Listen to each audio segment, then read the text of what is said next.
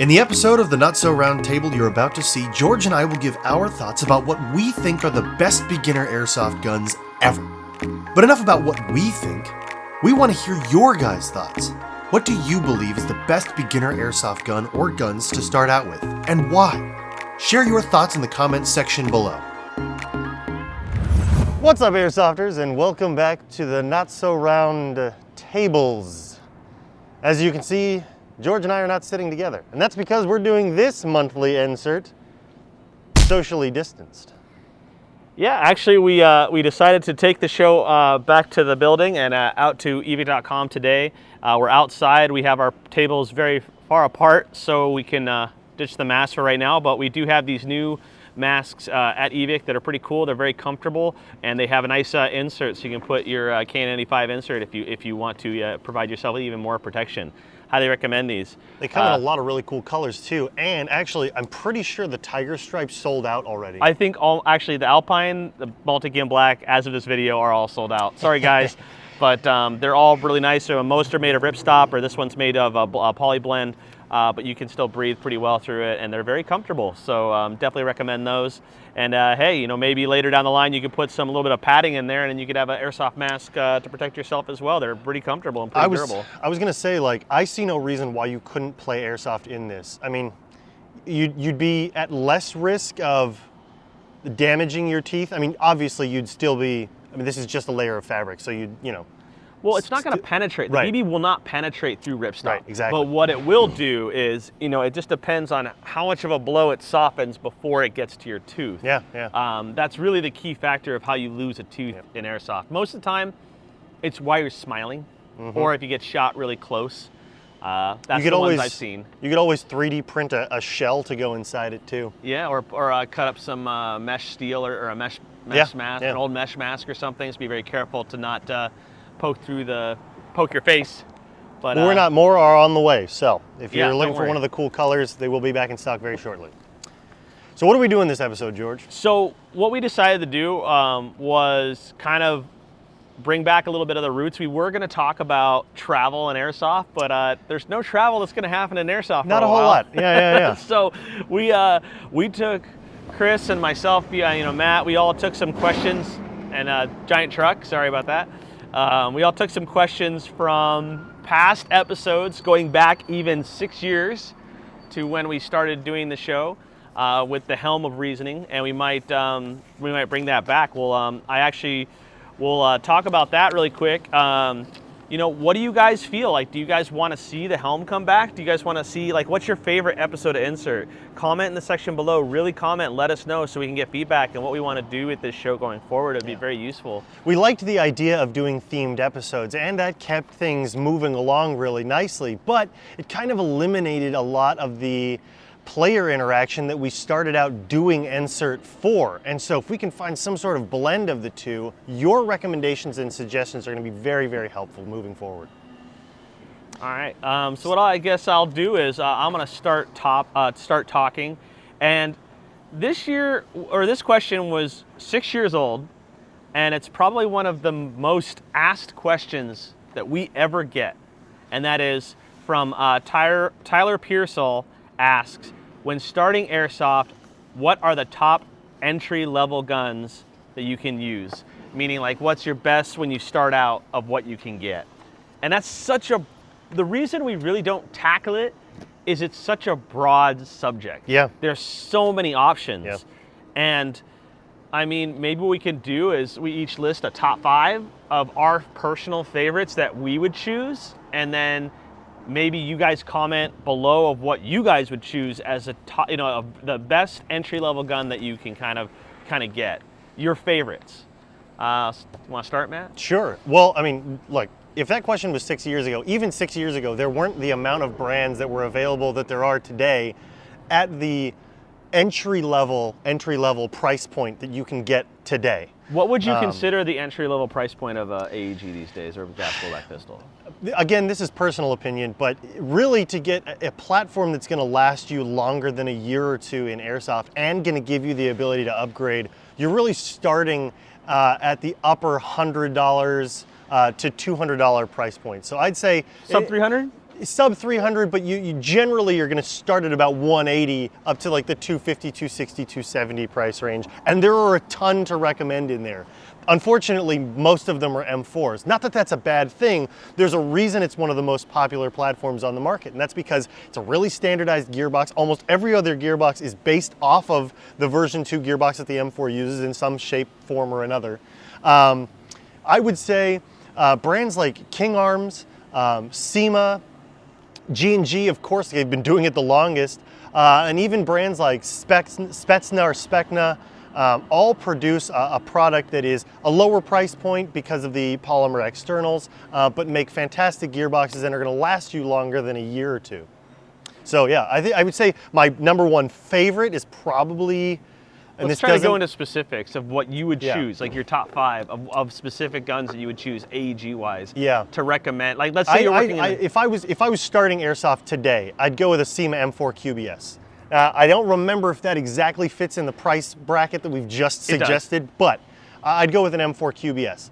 The reason is the externals are incredibly well made. It comes with M-LOK compatibility, and if I remember correctly, I'm thinking of the one with M4.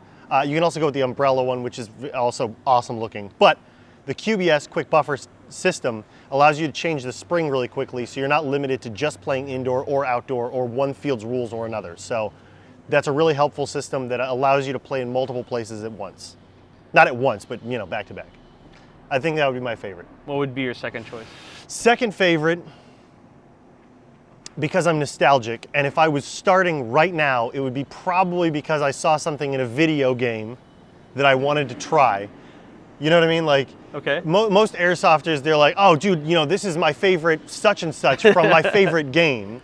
And with the resurgence of MP5 popularity, I'd go with something like an MP5, either the Elite Force MP5 series, of which you can get their Sport line, which is still a fantastic series, just polymer body, or I'd go with the King Arms PDW because it used MP5 magazines, but it still has the ability to use M4 stocks as well as having a quad rail system to allow you to mount accessories, because inevitably you're going to want to slap accessories on it like you can in your favorite video game.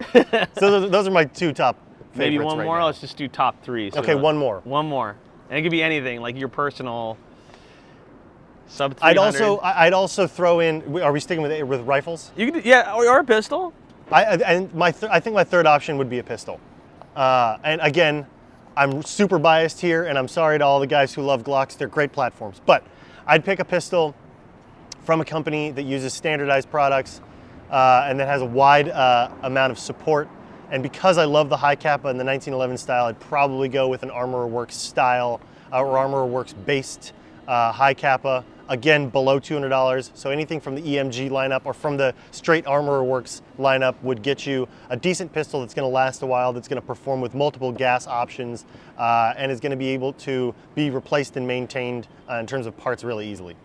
Those are 3 good lists. You know, I think I agree with the QBS, certainly SEMA, and actually my first choice would be a all black SEMA AK. Oh, nice. Just, you know, there's a wide variety, but anything above the CM30 series is going to give you a very good performer right out of the box, especially if you're doing this outdoors. Right. You know, I remember the SEMA guns for years and years. Even when this person asked this question, we're really good at just getting BBs very far away and very accurately. So I would definitely go with SEMA AK. If I was personally, I would probably do the 105 or 105 SEMA, one of the folding stock ones. Those are, in my opinion, the perfect weight, perfect balance, perfect length. Yeah, perfect blend of everything. Compact size, great externals and internals. And the nice thing about George's suggestion is it's not an M4. So if you wanted to break away from the norm, that's the perfect way to do it. The next one would probably actually be just the tried and true G&G combat machine, like one of the newer ones that has rails or M-LOK. You know, like maybe the Predator. I don't know. I'm pretty sure the Predator is underneath that price point. Yeah. But something like that, I think, is that is a perfect entry level gun. It has upgradability. It's just there. It'll work, and it meets the price point. And then follow up with your trend of pistols. I like that idea. The pistol I would choose would probably be the Elite Force 1911 TAC. It Solid. has its drawbacks. Yeah. It's, you know, if you want to know its drawback, it's pretty simple, and I can tell you that, and that is the round capacity is very low. Right. Because the magazine's a single stack, or not single stack, but it's kind of like staggered. It's a single double. But it's not it's not like a pure double, like a 5.1 or a 4.3 high kappa. But it's CO2. It's CO2, reliable as hell. It works. Yeah. A lot. I've had mine work a very long time. It always goes bang when I need it to go bang. Highly recommend it. Those would be my top 3 guns, and this is a great topic because we've had this question asked so many times over on insert over the years. I think it's kind of great to at least give some people. There's a bunch of other guns on the market. Yeah, of yeah. course. That's not to say that those are our only recommendations or the only ones you should be looking at, but also George and I are trying to recall pricing and features out of 3 of 40,000 gun SKUs that we carry. So we're sorry if we forgot or missed one, but there's a whole lot of options on the market. Those are just a couple that we would recommend that we would start with, but there you go. All right, your turn to ask a question. All right, can I mean, I can just choose You off can of choose any one of these. I mean, the ones that Chris chose were kind of boring in his defense, or, you know, so. Okay, I really like this question. It has nothing to do with any recommendations, but I thought it was funny, and it'll be a fun exercise to see if we can figure this out. All right, this was asked 2 years ago by Cowboy Cat 9 by 19. Cowboy Cat 9 by 19. Hey, George and Matt, if you had to guess how many BBs you think you've shot, you love the show, keep up the good work. How many BBs would you say that we've shot in our entire airsofting adventure since you started? Yeah, I know. I'm trying to do some type of calculation of at like the height of where we were when we were playing a lot. Right. And then calculating how many BBs I think I used per event and how many events of times we went for a year, and then try to. Okay, so here's my thinking. I've been playing for 18 years, right? Even if I only shot 10,000 rounds a year, right? That's 2 bags of BBs. That's nothing, right? Even if I only shot 10,000 rounds a year, that's 180,000 BBs. So I'd be willing to guess that both of us have shot at least 250,000 BBs in our lives. I'm willing to bet you that the 2 of us combined have probably shot over 1 million BBs. Yeah. That's a lot of BBs.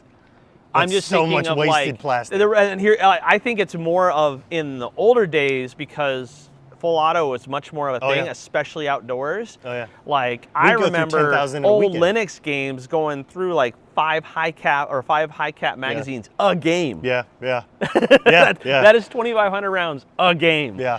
You know, that was the days, and that's because guns weren't as well grouped. Right. They didn't shoot as far. You didn't have RHOPs. Well, accuracy by volume. Yeah, so to hit somebody in that trash can way over there would take 30 rounds, probably a 30-round spray, you know, with a NiCad, you know, or not a great battery, and you would maybe, you know, maybe 2 of those BBs would hit them out of 40. Yeah, right. Yeah. And so most of them are wasted on the sides of the window that you're trying to shoot through.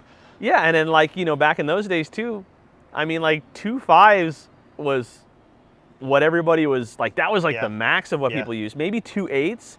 You never saw anybody using anything above 2 8s back in those days. Back when we started, I don't even think 2 8s. Oh no, 2 8s did exist. Never mind.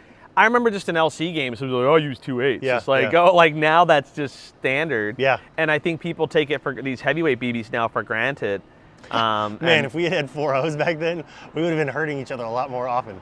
Yeah, no, I think that's one of the things to really, really understand when you do BB choices is what BB weight you're using. Like if you're playing indoors, 2.0s really is what you need. Anything above that is a little overkill in my opinion. And you know, if I'd say the only exception to that is like if you're playing in a huge indoor field like Game Pod. Oh yeah, Game Pod's 2.0s different. maybe not enough to get down field. Yeah, 2 5s probably, but 2.0s will do most of what you need. Yeah. I So think Cowboy people forget Cat, that. I don't know, over 1 million between George and I. Yeah, we've shot over 1 million BBs. We're just going to make that Yeah. claim, even though we have no scientific proof whatsoever of where we're at right now. That's a pretty good estimate. That was a pretty good estimate. That was pretty interesting. All right, now I'm gonna have to find another question here. I probably should have been Oh doing my God, that. they're double-sided. Well, one is double-sided. Okay. I had one topic from the past that was pretty good that I noticed a lot, which was, do you think, we've talked about this before, but is Airsoft getting too competitive? And I'm just gonna reference it now, like where we're speaking now, because we talked about this before. Right. But now you see like SpeedQB becoming more international, and they're really trying to take it a more professional route versus what it started out as. Right. And it's grown in popularity. Then you have the flip side of the thing where you have some people trying to do like Lion Claws doing their team challenge. Right. And is the competitiveness, my question would be, is the competitiveness hurting the sport in those events? And I mean, let's just speak honestly. Yeah. Like, about what you think about that.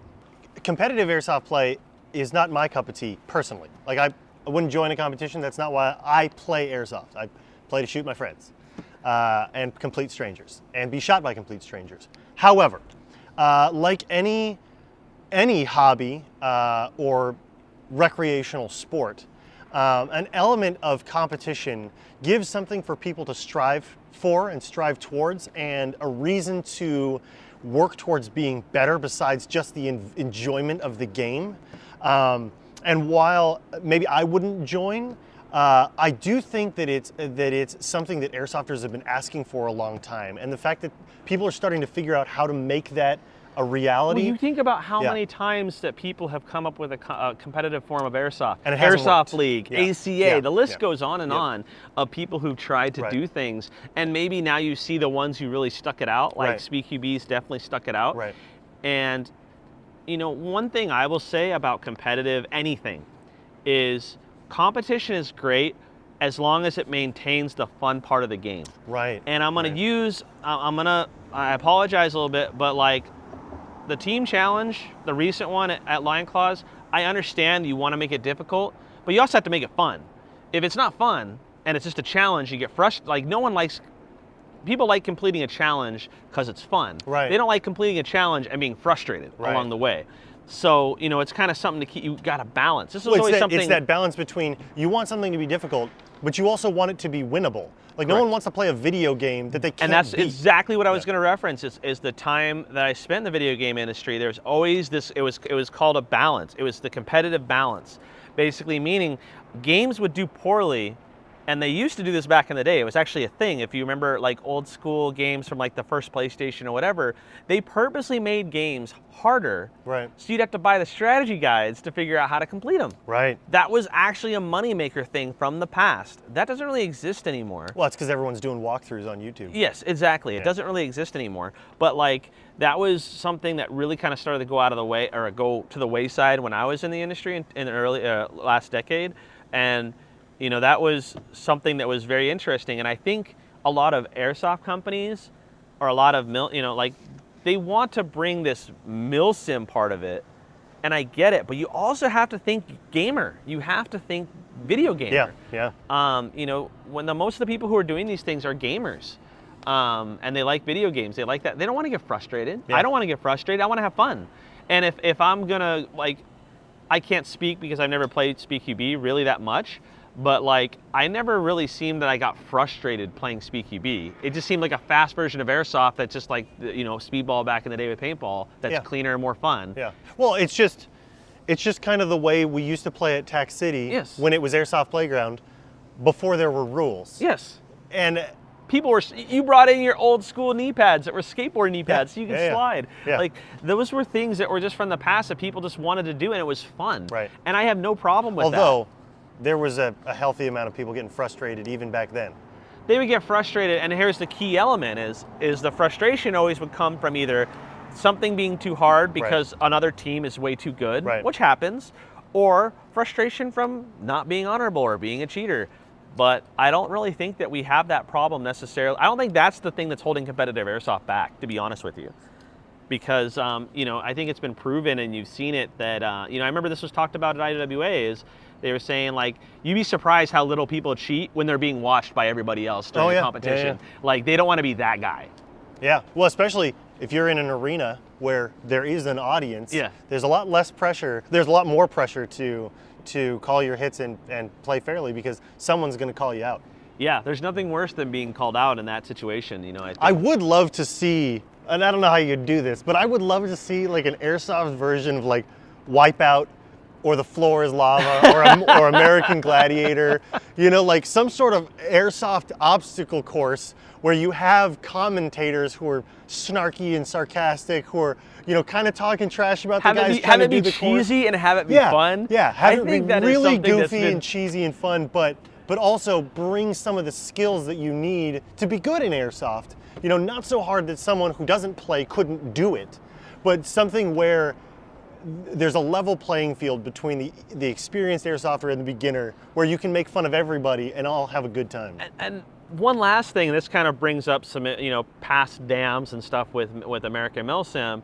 It was the same thing. Like the dams for us were always more of to try to, you know, do a really cool video and have perspective. It wasn't really necessary, and it was a challenge, but it wasn't like too challenging. You know, it definitely scaled based off of who was the op for, would scale it based off of who was playing. Sure. Well, and it was certainly an experience. There was no pressure to beat another team. You were just kind of in it to be in the movie. But one of the things I always told people, and you know, and maybe, you know, I know it's kind of coming this way with their new challenge system they're doing, is they want something that the everyday Joe can do, and that's a very important thing to understand. Is most airsofters are not Robo Murray. Okay, like, you know, luckily, I mean, like I fell off a train at Iron Horse once for a dam, you know, just missed footing, and luckily I didn't hurt myself, but like, you know, sometimes some average people just can't do things with you know, with, right. And I think structuring it where everyday Joes can just do it is probably a little better and a little safer. I mean, it might be a little bit too easy for the most experienced airsofter, you know, or somebody who's trying to go ham. But like everything else, if that's not your intended way to play airsoft, you don't have to do it. Like nobody's forcing you, you know. Very true. But yeah. But anyway, I thought that was an interesting subject that we could ramble on for a little bit.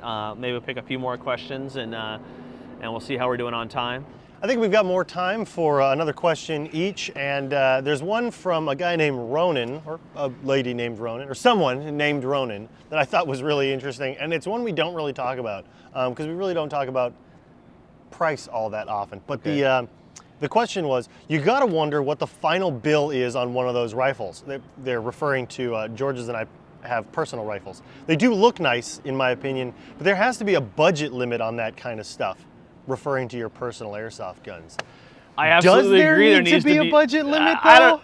I mean, what would you consider a budget? Like, you know, here's the thing. You're a car guy. Car guys and budgets don't really exist. No. Like you can, you know, you can just go crazy on that. Yeah. Well, here's the strategy for that. Don't keep a log of what you've spent. For a car guy? No. For sure. Don't ever go back and look up how much you've spent on your car.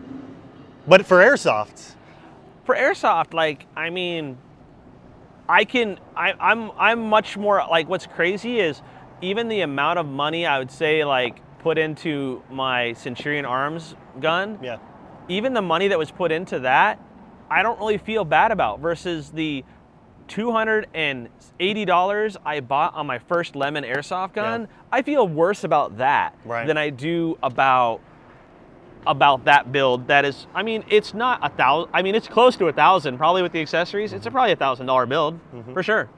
You know, but like, you know, retail wise of what's on there, for sure, it is definitely, you know, definitely a $1,000 gun.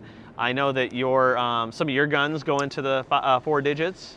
So, I have a condition called the might as wells, and I have the same condition when I'm working on my car.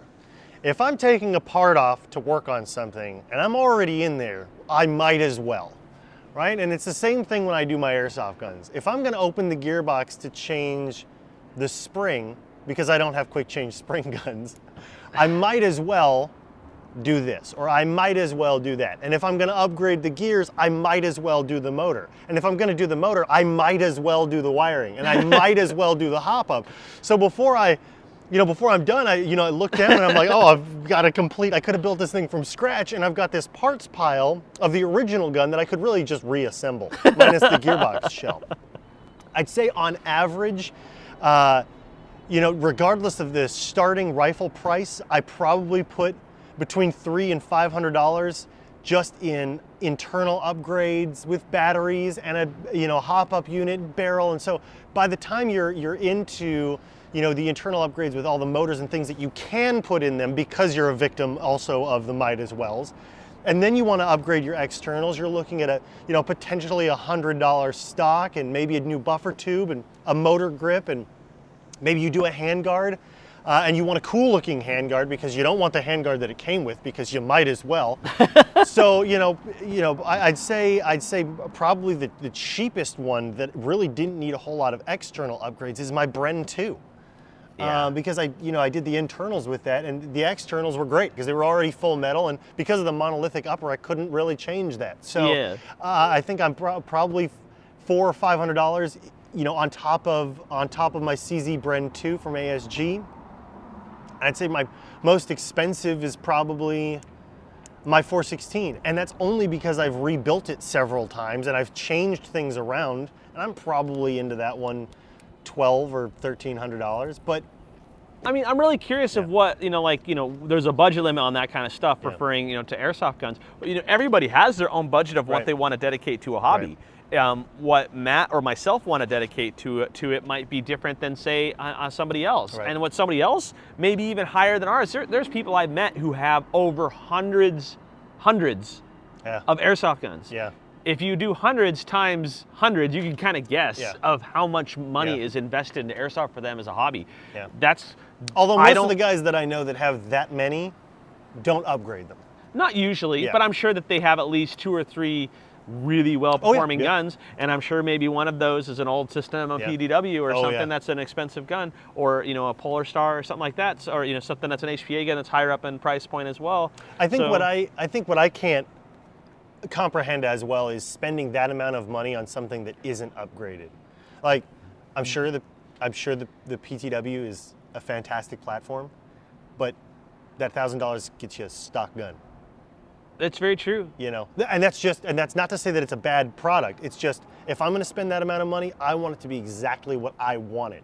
So I'd rather start with a cheaper item and upgrade it to where exactly I wanted it, than to buy somebody else's vision, I guess. That's a really good point. I also think that,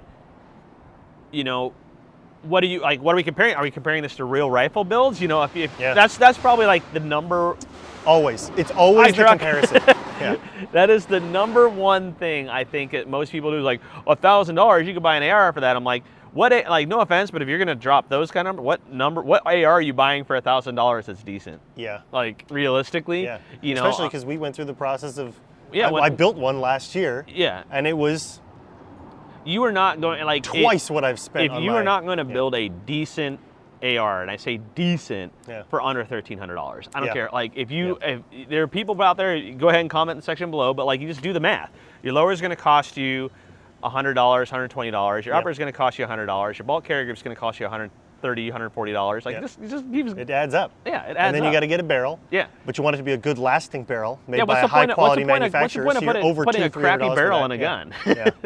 The one thing that controls your accuracy. The one thing, well, the bolt does as well, but like, we could go on for that for hours, but I think spending, I'd say a good number, if you are really kind of dedicated to at least really taking airsoft somewhat seriously when you go play and you want to have fun and have and you have the money, I would say spending $700 on an airsoft gun is perfectly reasonable. And right in that neighborhood, and this is going to be a shameless plug here, and I'm sorry, but the reason we started Evike Performance Shop is because George and myself and Spencer and Richard, we all looked at the custom guns that we made here at Evike.com, and we had small things that we would change if they were our own builds. And so we collectively got together and say, hey, let's offer a custom gun to the public that is what we would build for ourselves within a healthy budget. And that gets you that $700 to $900 price tag that is everything that we want out of a gun out of the box and is affordable. So if you're looking at doing an upgrade, and I'm not trying to sell you on it, but it is what we would do, and it's where we would start with that level of expenditure. I mean, what I like about EPS, and this is to continue on the shameless plug, is it's a decent top end gun. It's not replacing everything. Right. Basically, we take whatever's in the gun that's already decent quality, we keep. Right. We don't do the might as well change the gear set if the gear set's good, or the, it's, really focusing on putting in a good MOSFET system that gives you, that's the main key upgrade, because it prevents arcing and all these things. It'll make your gun perform better. Usually most of the motors need to be replaced, but like a lot of the gear sets are fine. A lot of the cylinder sets are fine. A lot of things from the basic gun are fine, and that's where we pass the savings, in terms of assembling it. And it's definitely what I would buy right now if I was going into the shop and wanted something that, like, if I was gonna go buy one gun, right, I would and go buy one. You didn't want to do the work yourself. Yeah.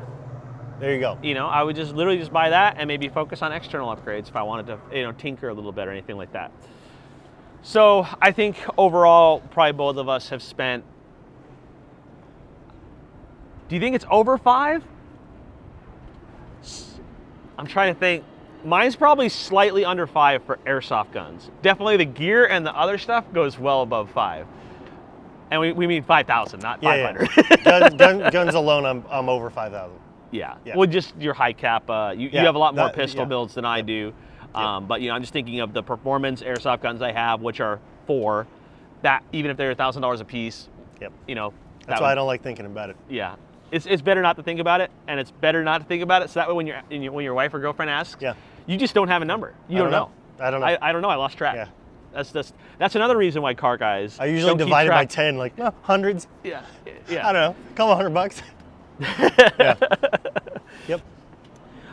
One more question from Panagiotis. Panagiotis. Virgos? Oh, so that's probably Spanish. Or Greek, maybe. Oh, yeah, it could be Greek. You're right. Their question asked, we don't know when this was asked, but it probably was from the gear episode. What's Matt's SMG panel? Also, George's SMG light style rig. I've been really struggling to make a vector setup for Milsim. I do love a modular style that you guys talked about as well. It helps a lot with the change of your rig within minutes and be ready to go out into the next game. So I think, swappable front panels is now like the thing. Everybody does it. And there's a reason. There's a reason for that. Whether you go with, there's 2 different styles, mostly the LBX ones, which are the 3/4 inch buckles, and then the Mayflower style, which is the 1 inch Nexus buckles. Right. Both of them have their advantages and disadvantages in terms of the buckle's a buckle. And it looks like LBX is starting to come around because they're offering some of their stuff with the ability to change the buckle. Oh, that's good. That's good. I'm a fan of the 1 inch buckle. Yeah. I don't think it's in the way. I think it's easy to. The nice thing is, it's so easy to find 1 inch Nexus buckles. You can find them on Amazon, Mil-Spec Monkey, anywhere. Right. So that's good. As for panels, there is a laundry list of companies that you could buy panels from. Haley Strategic makes all of their D3 CR, D3 platforms. The Micro is probably, if you're looking for a vector setup, you get the Micro with the SMG inserts whenever they're in stock, which is apparently a real struggle, and that could fit your vector mags, probably 4 vector mags, pretty good. Another company you could look at would be like, Mayflower does make some stuff that clips in similarly. They do. But not as well known. LBX makes their own front panel systems. Pharaoh's starting to make some that we carry, and then there's some other, like everybody's on the Spiritus hype bandwagon. Spiritus has some stuff too. They do. It's just we don't sell it, so I'm not going to use it right now. But there are a lot of options out there on the market that you could definitely go with to make an SMG panel. It just really depends on your budget. I will say my specific SMG panel that's on my green vest, which I think you're referencing, is a custom one, but it was really modeled after the Blue Force Gear 10-speed lineup, where it's a piece of elastic that's been stitched at intervals to allow you to insert a magazine. And originally I bought it to hold pistol mags because it was going to be for pistol games for me. Just so happens to work fantastically for MP5 mags and SMG mags. But if you're looking for something that isn't necessarily immediately adaptable to the front of a plate carrier, even the Blue Force Gear 10-speed stuff with their elastic is pretty affordably priced and will accomplish the goals that I think you're looking to accomplish without adding too much bulk to your Well, I mean, what you could always do is buy one of those 10 speeds. You put it on a front panel of a front panel from LBX or a front panel from I think Faro makes one as well. That's just a mole panel, and you just clip it in. And I think one thing you're going to start seeing, and I'm calling the trend now, is I think you're going to see a resurgence of people using chest rigs in airsoft. I think the plate carrier fad for airsoft is gonna start dipping a little bit, and you're gonna see people really going back to chest rigs, and you're gonna see it. And I'm calling it now. I don't know why. I'm thinking it's gonna be the trend to carry more micro rigs that are just chest rigs, because I think the game's gonna get faster. Sure. And it doesn't matter if you're wearing foam plates or whatever plates on your plate carrier that are not real. Yeah. You're much faster running without a plate carrier on, period. Speaking of, I was actually looking for my chest rig straps for my micro the other day. I have no idea where I put them, and I'm disappointed with myself because... Coyote Brown? Yeah. We'll talk. Yeah. Thanks. But I mean, like, having a chest rig, I think, is I'm switching back. Like right now, I'm looking at chest rig stuff just because it's a much more enjoyable game when you're not straining your back so much from a plate carrier. And like I said, actually, even sometimes with the foam plates or with the plastic plates, it actually throws out your back more because your panel on your back is usually carrying a 3 liter bottle or a 3 liter Camelback. So that's maybe shifting your back and your back. Your back backwards. So me with my with my back issues, it does take a while for the back to get warm up and the muscles to feel better. So I'd maybe prefer not to have to go through that so much. Yeah. Well, hopefully that answered your question. Well, guys, if you liked this episode of the Not So Round Table and you like the idea of us going back and answering old questions that maybe we haven't answered before, or you want to see us bring back the helm of reasoning, or you've got a suggestion on how you'd like to see Not So Round Table change in the future, any reactions to any questions we had, put them in the comments section below, as well as any suggestions you have for future Not So Round Tables. We want to continue the conversation and read everything that you guys have to say. So light that comment section up because we want to read everything you guys have to say. Yeah, even if you guys don't get your question answered on the show or anything like that, we're going to do a much better job of commenting back to you to really kind of provide you answers, at least for some things. Yeah. And hopefully these questions that we brought up enlighten you a little bit, or at least provide you with some type of comedy. It's really hard for Matt and I to be comedic so far away, but hopefully this is all over soon and we can go back to sitting next to each other like human beings. Yeah, Truck, you tell them. If you like what we're doing here on the channel, please consider subscribing and hitting the bell notification icon to be notified when we release new videos like this Not So Round Table. We've also got other social media channels for awesome photos and updates about product and inventory going on, and that's our Facebook and our Instagram. So if you haven't subscribed to those, please do so as well. As always, stay safe, play healthily, play respectfully, and maybe we'll see you out on the field sooner than later. Use this, and use this, and use this. And use your head. And use your head. We'll see you guys later. Stay safe, guys.